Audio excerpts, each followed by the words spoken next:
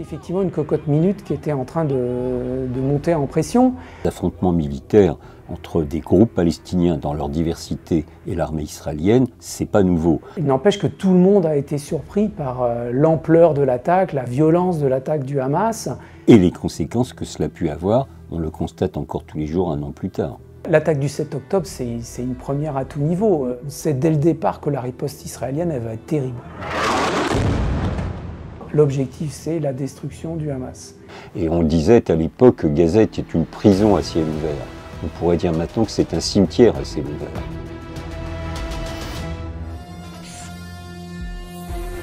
Et l'information de la nuit, des centaines de roquettes tirées sur Israël.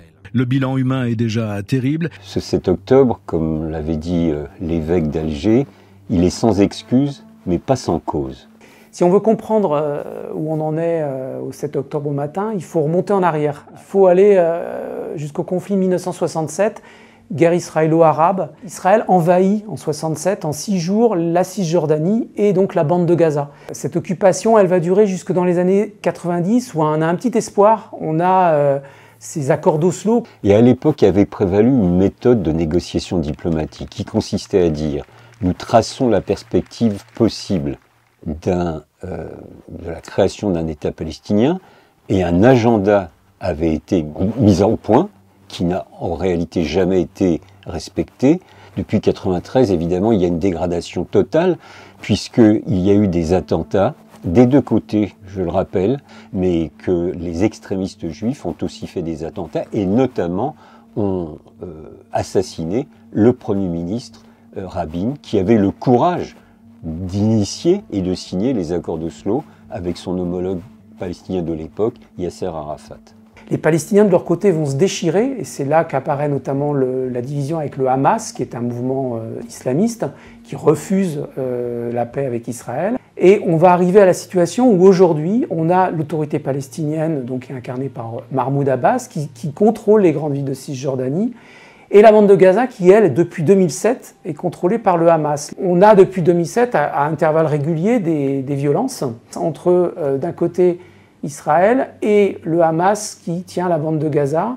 Évidemment, rien à voir avec ce qui va se passer le 7 octobre, en termes donc, qui va culminer avec l'attaque du Hamas.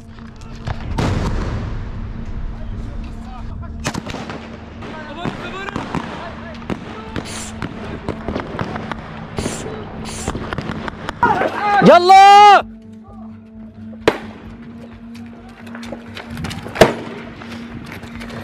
Les premières alertes, ça a été un lancement massif de roquettes, plus important que d'habitude, donc ça a déjà un peu alerté, mais il y avait déjà eu des tirs de roquettes dans le passé.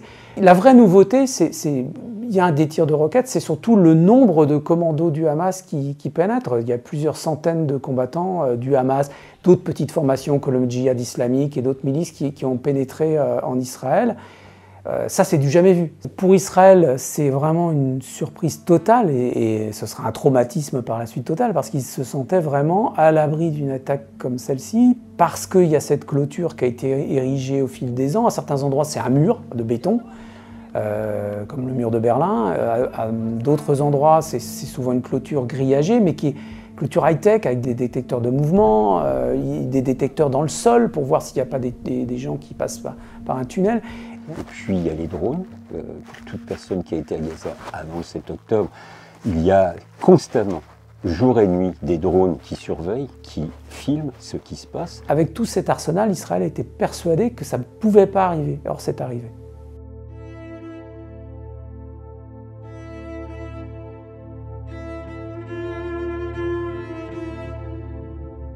Nous savons aussi que les services de renseignement israéliens, sans avoir évidemment prévu précisément ce qui allait se passer, pour des raisons évidentes, avaient fait des rapports transmis au gouvernement israélien en disant qu'il se passe des choses. Cette surveillance avait permis de détecter notamment de nombreux entraînements du Hamas qui s'entraînaient à faire sauter des clôtures, à faire des prisonniers. Ça avait été filmé, vu par des soldats qui font leur service et qui sont en surveillance de la bande de Gaza. Il se trouve que ces soldats n'ont pas du tout été écoutés. probablement parce que ce sont des jeunes conscrits, donc qu'on a un petit peu méprisés, que la plupart de ces conscrits étaient des femmes, des jeunes filles, et qu'on n'a probablement pas pris en compte, en tout cas l'information est remontée, mais elle n'a pas dû être prise en compte à sa juste valeur.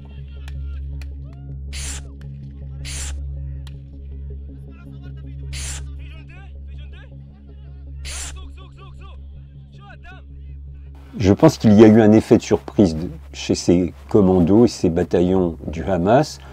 Ils devaient considérer pouvoir rentrer pour un très court moment et sur une très courte distance au sein même d'Israël. C'était une opération symbolique ou qui se voulait comme telle. Alors l'objectif des commandos premier, c'est déjà les quelques bases militaires qui se trouvent collées quasiment à la clôture de la bande de Gaza. C'est leur objectif premier parce qu'il faut neutraliser évidemment ces militaires.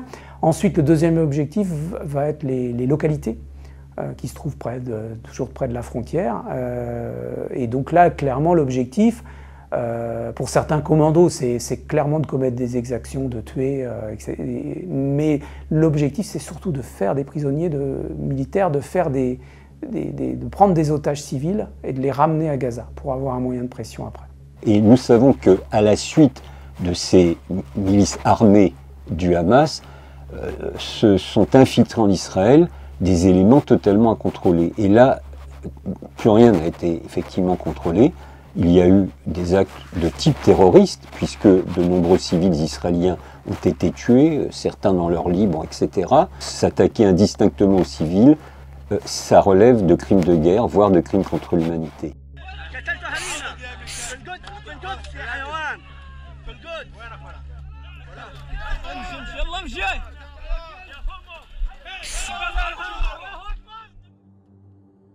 אזרחי ישראל, אנחנו במלחמה, לא במבצע, לא בסבבים, במלחמה. האויב ישלם מחיר שהוא לא ידע כמותו. אנחנו במלחמה ואנחנו ננצח בה.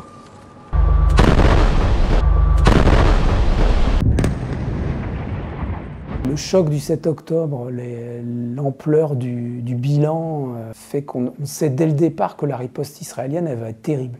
Dès le 7 octobre, Netanyahou et l'état-major israélien ont fixé comme objectif deux éléments. Un, libération des otages.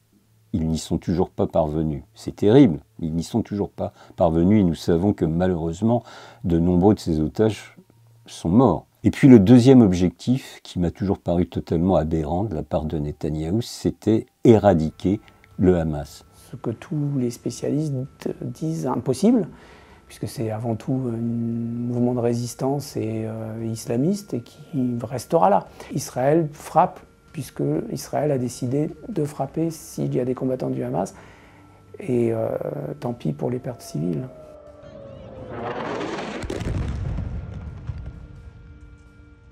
Les civils vivent un enfer. On a une population qui, depuis un an, en fait, survit. L'objectif des gens, c'est de trouver à manger, c'est de trouver à boire, d'échapper aux maladies, parce qu'on a un système de traitement, par exemple, des eaux usées qui ne fonctionne plus. Donc là, il y a des bombardements quotidiens, et il n'y a aucun moyen de se mettre à l'abri. C'est une situation qui, du point de vue humanitaire, est évidemment totalement catastrophique. On a les morts, les plus de 40 000, on a les blessés, des dizaines de milliers, et on a tous ces Gazaouis qui sont incapables de s'imaginer un avenir parce que la guerre, elle n'est pas finie, elle continue. On est là en octobre 2024 et elle est toujours en cours.